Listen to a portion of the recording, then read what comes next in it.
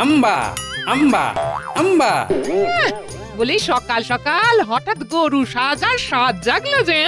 আসলে গিন্নি, এই লাউ শাক দিয়ে তুমি যে পদটা বানিয়েছো না, খেতে অমৃত মনে হচ্ছে। মাছ মাংস কিচ্ছু চাই না গিন্নি, শাক পাতা খেয়েই গরুর মতন জীবন কাটিয়ে দেবো। হাম্বা হাম্বা। এ থাক, আর মস্করা করতে হবে না। এত যখন নোলা তখন বাজার করে আনলেই হয়। একদিনও তো দেখলাম না ভালো মন্দ আনতে বাজার থেকে, আর ওদিকে সবাই একের পর এক ভালো খাবার খেয়েই যাচ্ছে। তোমার তুলনা শুধু তুমিই গিন্নি। তুলনা না করে করবোটা কি? এখন তো অবস্থা ভালো হয়েছে, এখন আবার আস্তে আস্তে গিন্নি, আস্তে। কে কখন শুনে ফেলবে? আর অবস্থা ভালো হয়েছে মানে কি ঢাক ঢোল পিটিয়ে বাজারঘাট ঘর বাড়ি তুলে সবাইকে জানাতে হবে? মানুষের নজর নিয়ে তোমার তো চিন্তাই নেই গিন্নি। বাবা বাবা বাবা বাবা বাবা বাবা চলে এসেছি টুকি।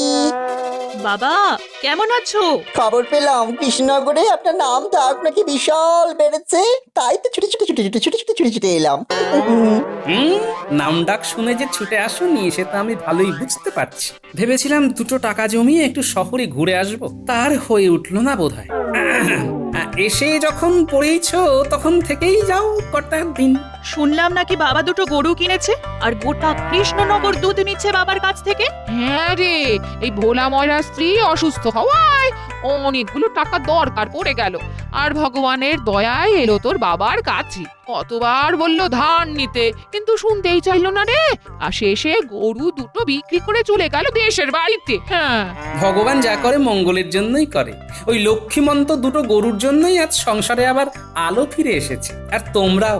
হ্যাঁ এবার এসেছি যখন ভালো মন্দ খুব খেয়ে যাব। হ্যাঁ হ্যাঁ বাবা, তার বলতে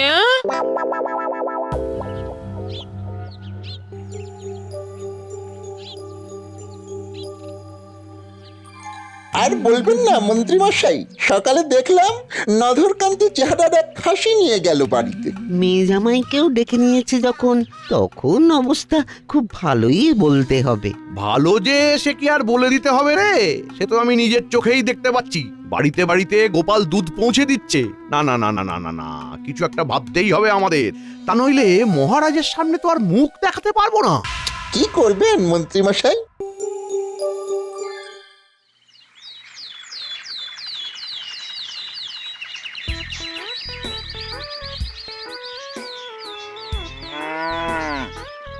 কি হলো হে, হঠাৎ গরু নিয়ে সকাল সকাল? কি আমার সাথে গরুর আলাপ পরিচয় করাতে নিয়ে এলে নাকি?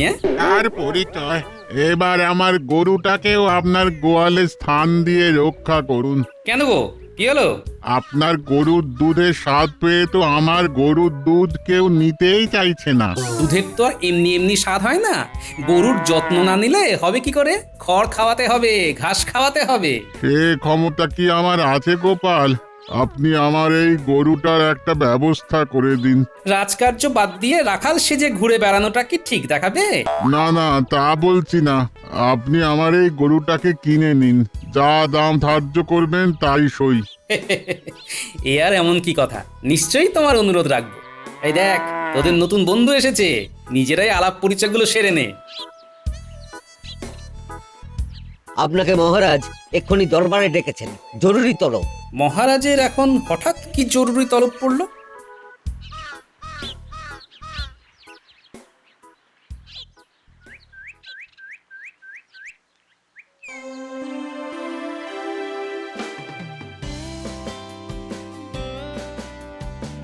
মহারাজ, কিসের এত আয়োজন? সে কি, তুমি জানো না 7 দিন বাদে যে মহারানীর জন্মদিন বিশাল করে পালন হবে? সেদিন বাইরে থেকে সব রাজা মহারাজারা আসছেন। কৃষ্ণনগর সাজিয়ে ফেলতে হবে নতুন করে। তাই নাকি? এ তো খুবই আনন্দের কথা মহারাজ। দাঁড়া, তোমার এত আনন্দ বার করছি গোপাল। মুর্শিদাবাদ থেকে রাঁধুনি আসছে রাজপদ রন্ধনের জন্য। সেই রাঁধুনির পায়েস নাকি অমৃত। আমি তো সেই শুনে থেকে আর থাকতেই পারছি না লোভে। সেদিন কিন্তু তোমার গরুর খাঁটি দুধ সকাল সকাল পৌঁছে দেবে এখানে। তার বলতে মহারাজ, এই বিষয়ে আপনি বিন্দুমাত্র চিন্তা করবেন না। চিন্তা তো এবার তুমি করবে গোপাল। দেখি দেখি কেমন সামলাও তোমার গরুকে।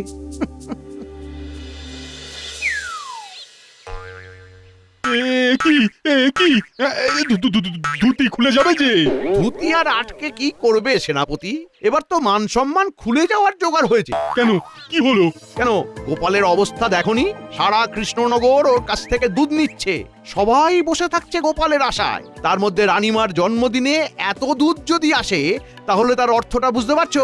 হ্যাঁ, ওর সম্পত্তি কোথায় চলে যাবে? আমাদের তো আর মান সম্মান থাকবে না এই রাজ্যে। তা তো বটেই, তা তো বটেই। তা কি করা যায়? আজ রাতে চলে এসো আমার বাড়িতে গোপনে।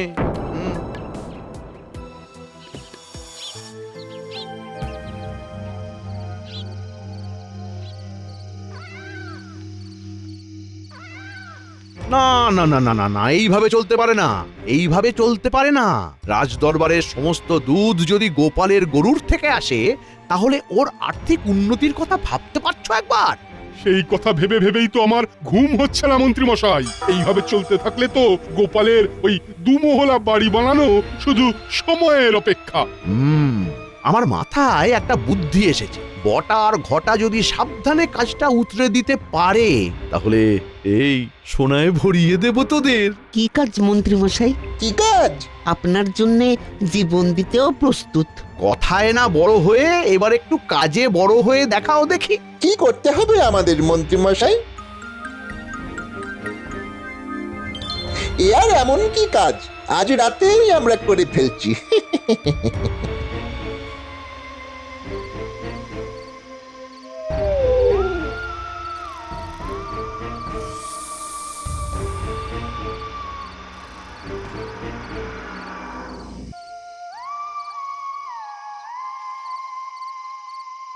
উফ, কি চেহারা রে! এ গরুর দুধের স্বাদ হবে না তো কার হবে? কিন্তু মন্ত্রী মশাই তো বলেছিল দুটো গরুর কথা, আর একটা গরু এলো কোথা থেকে? ভালোই হয়েছে, মন্ত্রী মশাইকে দুটো গরু দিয়ে একটা আমরা রেখে দেব নিজেদের কাছে। সোনা তো পাবোই, তার সাথেই একটা গরুর দুধ বিক্রি করেই বাকি জীবনটা আরামে কাটিয়ে দেব। হি হি। দারুণ দারুণ বুদ্ধি।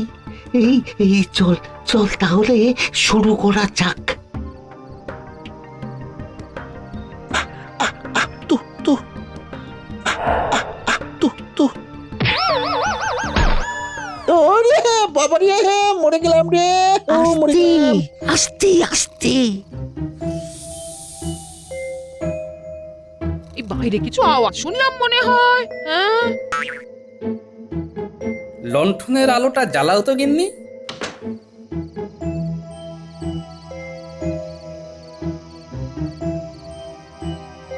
না, এই গরু তো সব ঠিক আছে, তাহলে কি ভুল শুনলাম? ভুল কিছুই শুনিনি গিন্নি। ওই দেখো, দরজা খোলা, নিশ্চয়ই চোর এসেছিল। ঠিক আছে, সকালেই দেখা যাবে সব।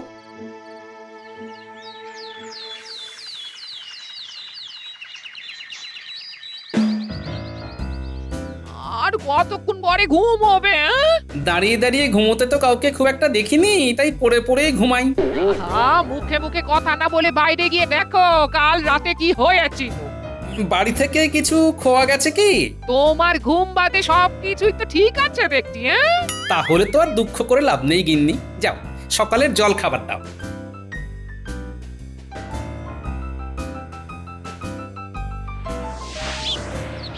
কিছুই তো দেখতে পাচ্ছি না, কি যে এলো কাল রাতে।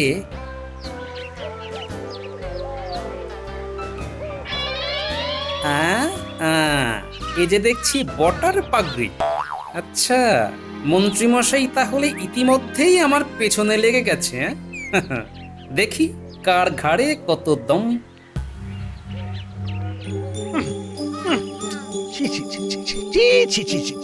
লজ্জায় তোদের মরে যাওয়া উচিত।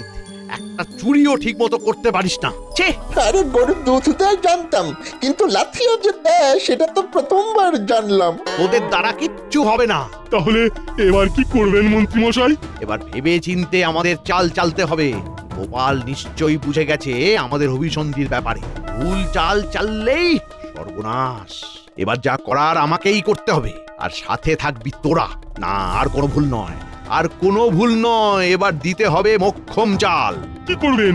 আমি যা বলছি সবাই মন দিয়ে শোন। যেমন ভাবে বলছি তেমন ভাবে কাজ করলে ওই 3টে গরু আমাদের হাতে পাওয়া শুধু সময়ের অপেক্ষা। তাহলে কি তুমি এই চুরির দায় বটার উপরে দিতে চাও? হ্যাঁ মহারাজ, এরকম পাগড়ি আমাদের কৃষ্ণনগরে আর কেউ তো পড়ে না। কিন্তু শুধু পাগড়ির জন্য একটা মানুষকে দোষ দেওয়া কি ঠিক হচ্ছে মহারাজ? আগে দেখে নিলে হতো না যে গোপালের বাড়িতে কিছু চুরি গেছে কিনা? হ্যাঁ তা তো বটেই, তার তো বটেই। কি হে গোপাল, কিছু চুরি গেছে নাকি তোমার বাড়িতে? না, এখনো তো যায়নি, কিন্তু বাড়িতে একবার যখন চোর এসেছে তখন যেতে কতক্ষণ? এ আবার কি কথা? কিছু চুরি যায়নি আর তুমি বটাকে চোর বলে দোষী সাব্যস্ত করতে চাইছো? এইবার পড়েছে গোপাল গেঁড়া কলি। মহারাজ, সেই জন্যই তো বাংলায় প্রবাদ আছে, তাই না? চোর পালালে বুদ্ধি বাড়ে। আমি বুদ্ধিটা একটু আগে ভাগে খাটাতে চাইছি আর কি। মহারাজ, শুধু গোপালের কথা শুনলেই তো চলবে না, বটা ঘটার কথাটাও একবার শোনা হোক। হ্যাঁ হ্যাঁ, ডাকো ওদের। ও, নতুন পাগড়ি পরে আসা হয়েছে। বটা ঘটা, তোমাদের বিরুদ্ধে গোপাল অভিযোগ এনেছে। গতকাল রাত্রে তোমরা নাকি গোপালের বাড়িতে চুরি করতে গিয়েছিলে, এমনকি বটার পাগড়িও পাওয়া গেছে গোপালের উঠোনে। এ কথার সত্যতা প্রমাণ হলে তোমাদের কিন্তু জেল হবে। সে না হয় হবে মহারাজ, কিন্তু তার আগে আমাদের অভিযোগটা শুনে নিন। তোমাদের আবার কার বিরুদ্ধে অভিযোগ? গোপালের বিরুদ্ধে। আমার বিরুদ্ধে কি অভিযোগ? তোদের চুরি করতে দিইনি? বটা ঘটা, বলো তোমাদের কি অভিযোগ আছে গোপালের বিরুদ্ধে? মহারাজ, গোপাল 2টো গরুকে কেনার জন্য আমাদের কাছ থেকে 5 মোহর ধার করেছিল। গরুর দুধ বিক্রি করে ওর আর্থিক উন্নতি যথেষ্ট হয়েছে, শুধু আমাদের ধার শোধ করবার মতো সময় ওর হয়নি। ধার বেড়ে বেড়ে সুদ মিলিয়ে টাকাটা 9 মোহরে দাঁড়িয়েছে, এখনো শোধ করার নামই নেই। গরিব মানুষকে এভাবে ঠকালে আমরা বাঁচবো কি করে আপনার রাজত্বে? আপনি আমাদের ন্যায় না দিলে আমরা বাঁচবো কি করে? কি গোপাল, তুমি ওদের কাছে ধার করেছিলে নাকি? মহারাজ, আমি প্রথমবার জানলাম যে বটা ঘটার কাছ থেকে আমি টাকা ধার করেছি। সম্পূর্ণ মিথ্যা অভিযোগ মহারাজ। মিথ্যে বললেই হবে? আমাদের কাছে সাক্ষী আছে। সাক্ষী? সাক্ষী আবার কি? নিশ্চয়ই মন্ত্রী মশাই। না মহারাজ, এই বিষয়ে আমি কিছুই জানি না, কিন্তু গোপাল যে লোক ঠকিয়ে বেড়ায় এই বিষয়ে কিন্তু আমি নিশ্চিত। কে কে তোমাদের সাক্ষী? আগে আপনার সেনাপতি। আচ্ছা, দল তাহলে ভালোই ভারী হয়েছে। সেনাপতি? সেনাপতি, বটা ঘটার কাছ থেকে গোপাল যে ধার নিয়েছে তা তুমি দেখেছো? হ্যাঁ মহারাজ, আমি নিজে রেখেছি। বটা ঘটার কাছ থেকে গোপাল 5 মোহর ধার নিয়ে 2টো গরু কিনেছিল। হ্যাঁ, 2টো গরু। ছি ছি ছি ছি গোপাল, গরিবের টাকা শোধ না করার জন্য উল্টে আবার ওদের চোর অপবাদ দিচ্ছ। ছি। হ্যাঁ, তাহলে তো প্রমাণ হয়েই গেল গোপালের কাছে বটা ঘটা 9 মোহর পায়। মহারাজ, আপনার বিচার কি ঠিক হচ্ছে? কেন কেন কেন, ভুল কিসে হলো? কাল যদি আমি 2জন সাক্ষী ধরে নিয়ে এসে বলি কৃষ্ণনগরের রাজা আমি, তাহলে কি সবাই সে কথা মেনে নেবে মহারাজ? না, কারণ তার কোনো সত্যতা নেই। ঠিক তেমনি এদের কথার কোনো সত্যতা নেই মহারাজ। মোহরে তো আর নাম লেখা থাকে না যে মহারাজকে দেখিয়ে প্রমাণ দেব। আজ আপনি আমাদের সুবিচার না দিলে কৃষ্ণনগরের মুখ সবার সামনে ডুবে যাবে। আর আমি আপনার সেনাপতি হয়ে কি আপনাকে মিথ্যে কথা বলবো? হ্যাঁ, না হে গোপাল, সবাই যখন তোমার বিরুদ্ধে বলছে তখন তো মেনে নিতেই হবে যে তুমি মোহর ধার করেছো। তোমায় আমি 7 দিন সময় দিলাম। এই 7 দিনের মধ্যে তুমি যদি পুরো মোহর ফেরত না দিতে পারো তাহলে তোমার গরুর মালিক হবে বটা আর ঘটা, আর তার সাথে তোমার 50 মোহর জরিমানা। কিন্তু মহারাজ, আর কোনো কথা নয়। এবার যাও যাও, যে যার কাজে ফিরে যাও।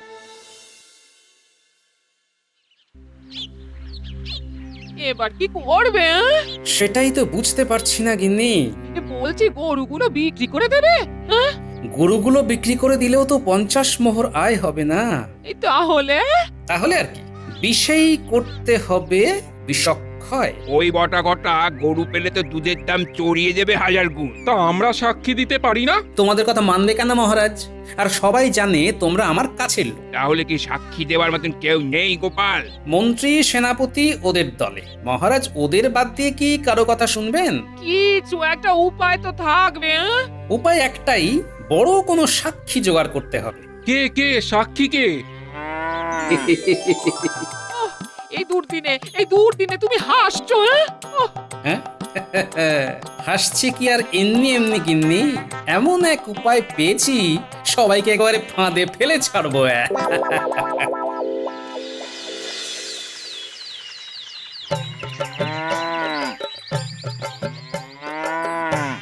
আজ তোমার দুধ পাঠানোর কথা ছিল না? সকাল সকাল ওই মুর্শিদাবাদ থেকে তো রাধুনি চলে এসেছে, আমন্ত্রিতরাও আসতে শুরু করেছে। আর এক্ষুনি দুধ না পাঠালে রাজা তোমার গর্দান নেবে। রাজার আদেশ কি অমান্য করতে পারি? আমাকে একটু সময় দাও, আমি খাঁটি দুধ পৌঁছে দিচ্ছি খানিকক্ষণের মধ্যে। না না না না, আমি এখানেই থাকছি। রাজা আমায় আদেশ দিয়েছেন একেবারে ওই দুধ সমেত তোমায় নিয়ে ফিরতে। তাহলে তো সর্বনাশ কাণ্ড, আমার সাথে তোমারও গর্দান যাবে দেখছি। কেন? কারণ আমার গরুরা অন্য কারোর সঙ্গে দুধ দেয় না। এমন কথা তো জীবনে প্রথমবার শুনলাম। এমন আবার হয় নাকি? হ্যাঁ, লজ্জা পায় বোধ হয়। তুমি চিন্তা করো না, আমি 1 ঘন্টার মধ্যেই দুধ নিয়ে হাজির হচ্ছি রাজার দরবারে। তোরা তৈরি হয়ে নে, আজ তোদের বড়দিন। গিন্নি, কয়টা বালতি তাড়াতাড়ি বাইরে পাঠাও তো, সবাইকে আজ তাক লাগিয়ে দেও। হ্যাঁ গো, এই গরুগুলো বাঁচানো যাবে না? সে তো জানি না, তবে তুমি 10 বালতি জল দিয়ে যাও। তুমি দুধে জল মেশাবে? হ্যাঁ? না না, জলে দুধ মেশাবো।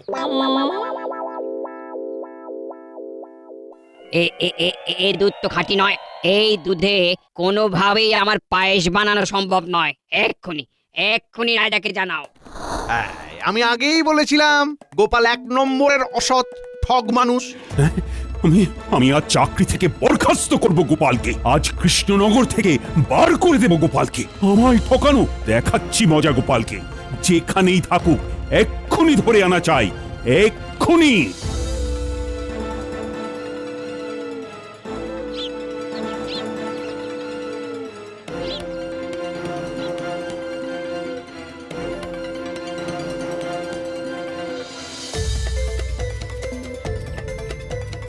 আরে বাস, গোপালকে ধরে নিয়ে যাচ্ছে, আমরাও মজা দেখবো। চল চল ঘটা, চল চল। ওহে প্রহরী, মহারাজ আমায় নিয়ে যেতে বলেছে। তোমরা এত জোরে হাঁটলে আমি তো পেছনে পড়ে যাব, তারপর আমার সাথে কিন্তু তোমাদেরও গর্দান যাবে। কি আপনার ভয় লাগছে না? মহারাজ কি ভূত নাকি যে ভয় লাগবে? ধীরে ধীরে চলো, ধীরে ধীরে। তাড়াতাড়ি হাঁটলে আমার আবার খিদে পেয়ে যায়। গোপাল, তোমার এত বড় সাহস! রানীর জন্মদিনে এত বড় বড় মানুষ আমন্ত্রিত, আর তুমি দুধে জল মিশিয়ে আমাকে অপমান করতে চাইছো? না না না না, আজই তোমার শেষ দিন। আজ তোমার গর্দান নিয়ে কৃষ্ণনগরবাসীকে দেখিয়ে দেব মহারাজ কৃষ্ণচন্দ্রের দাপট। জয় মহারাজের জয়। গোপাল, তোমায় আমি এত বিশ্বাস করেছিলাম, আর আমার বিশ্বাসের এই প্রতিদান দিলে তুমি? এই মুহূর্তে আমার চোখের সামনে থেকে বেরিয়ে যাও, আর যেন কোনোদিন তোমায় রাজ দরবারে না দেখি। বেরিয়ে তো যাব মহারাজ, কিন্তু তার আগে জানতে চাই আমার দোষটা কি? তুমি জানো না? না না। রানীর জন্মদিনের দিনে দুধে জল মিশিয়ে তুমি বলছো কিছু জানো না? বাবা, কই, আমি তো কিছু করিনি। তাহলে তোমার গরুর দুধে জল মেশালো কে? নিশ্চয়ই গরুই হবে। ওরা যে দুধ দিয়েছে আমি তো সেই দুধই মহারাজকে পাঠিয়েছি। কি আবল তাবল বকছো? গরু কি আর জল মিশিয়ে দুধ দিতে পারে? দিয়েছে নিশ্চয়ই, আর আমার সাক্ষীও আছে। কে? আরো 2টো গরু। মানে? এই বাইরে থেকে আনো তো আমার 3 জন সাক্ষীকে। মহারাজ, আপনি ওদের মুখ থেকে এই দুধ তোরা দিয়েছিস কিনা? ওই দেখুন, বলছে হ্যাঁ। এই মহারাজের সঙ্গে মশকরা হচ্ছে। গরু কি কথা বলতে পারে? মোহরেও যেমন যে ধার দিয়েছে তার নাম লেখা থাকে না, দুধেও তেমন লেখা থাকে না কে দুধ দিয়েছে। কাজেই সেদিন বটা ঘটার কথা বিশ্বাস করলে আজ আমাকেও বিশ্বাস করতে হবে। আর মহারাজ, আপনার কথা মতো বটা ঘটার 9 টাকা আমি শোধ করতে পারিনি, তাই গরুর বর্তমান মালিক ওরাই। কাজেই দুধে জল যদি মিশেই থাকে তাহলে মন্ত্রী মশাইয়ের কথা মতো আসল দোষিত গরুর মালিক। এবার বলুন মহারাজ, কি আপনার সিদ্ধান্ত? বটা ঘটার গর্দান নেবেন নাকি কৃষ্ণনগর থেকে বার করে দেবেন? দেখবেন মহারাজ, সবাই কিন্তু আপনার ন্যায়ের আশায় বসে আছে। গোপালের কথা তো ভুল নয়। ডাকা হোক বটা আর ঘটাকে। মহারাজ, আমার একটা কথা আছে। গরুর মালিক আমরা নই, গরুর মালিক আসলে গোপালই। আর গরু কেনার জন্য গোপাল আমাদের কাছে কোনো টাকাই ধার নেয়নি। মন্ত্রী মশাইয়ের কথা মতো আমরা এটা করেছিলাম। গরুর আসল মালিক গোপাল।